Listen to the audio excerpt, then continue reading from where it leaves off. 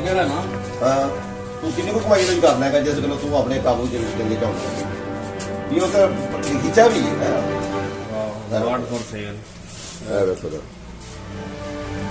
Assalamualaikum.